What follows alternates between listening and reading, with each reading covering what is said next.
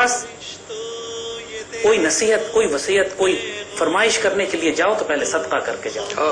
अदब बताया गया है, तो बेदबे से नहीं चले जाओ।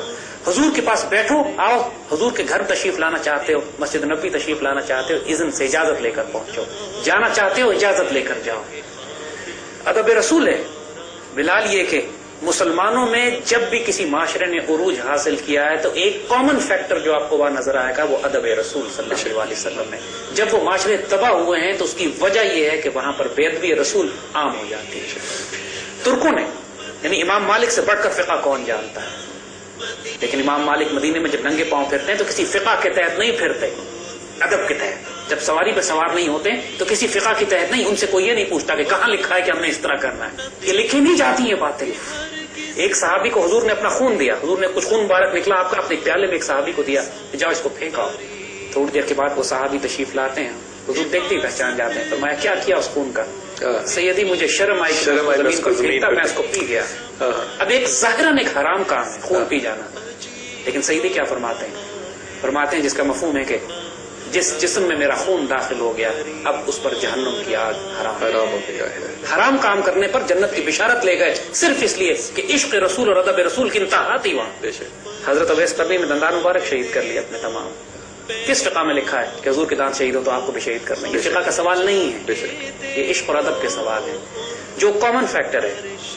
यहाँ बिदत नहीं हो जाती, यहाँ कोई गुनाह नहीं होता, कोई शिरक नहीं होता कि अदब रसूल के हवाले से आप आखिरी हद भी पार कर जाए। हजरत खालिद बिन वलीद रजी अल्लाह ताला हुजूर के बाल मुबारक, चंद मोह मुबारक हुजूर के अपनी टोपी में संभाल के रखते थे।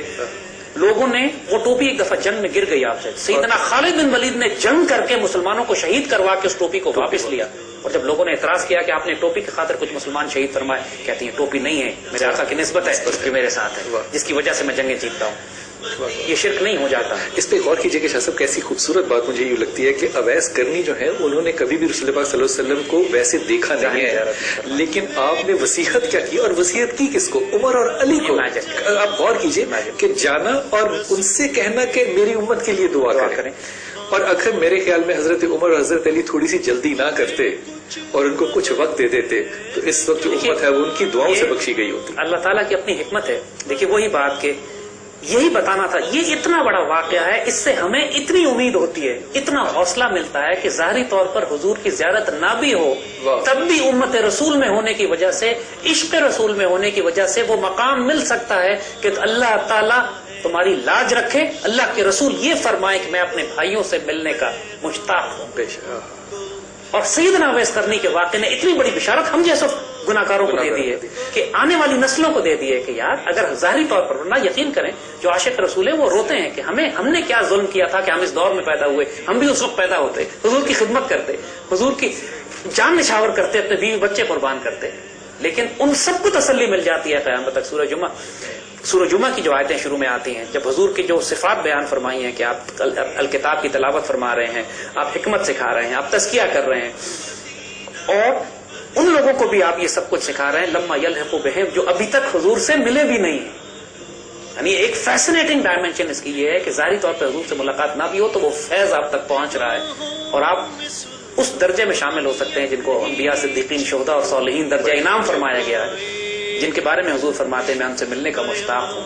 और जो सहाबा ने जब अपने इजहार किया कि वो हम हैं, फरमाया नहीं तुम सहाबी हो, वो मेरे भाई, वो मेरे।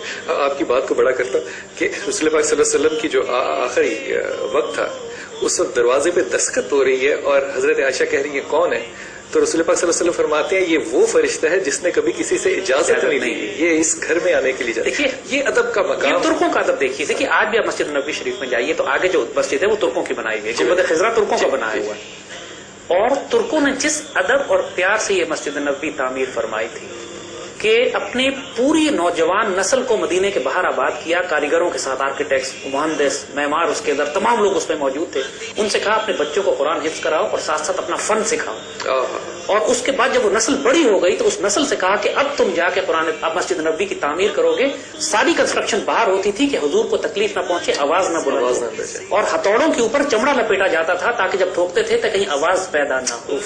इस अदब से मस्जिद नबी शरीफ बनाई गई है। तुर्कों ने आज से 400 साल पहले जब ये मस्जिद नबी शरीफ बनाई, आज भी जो मंबर मुबारक वहां लगा हुआ है उस पर पढ़िए लिखा हुआ है सुल्तान मुराद का भेजा हुआ है। तो ये अदब था तुर्कों का جس کی وجہ سے ترکوں نے کئی 100 سال تک امت مسلمہ کی قیادت کی، اور آج بھی ترکوں میں وہ ادب قائم ہے. اور الحمدللہ پاکستانی قوم ترکوں کے ساتھ اس معاملے میں ایک روحانی نسبت رکھتی ہے. ترک ہم سے جو پیار کرتے ہیں اس کی نسبت نہ ان کی زبان بولتے ہیں، نہ وہ ہماری زبان بولتے ہیں، ان کا خطہ دوسرا، ہمارا خطہ دوسرا، لیکن جو کامن نسبت ہماری اور ترکوں کے درمیان خصوصاً ہے مسلمان دنیا میں اور شامیوں میں، شام کے لوگ ماشاءاللہ نسبت رسول اور ادب رسول میں کمال رکھتے ہیں اپنا، اور پاکستان کے لوگ ماشاءاللہ.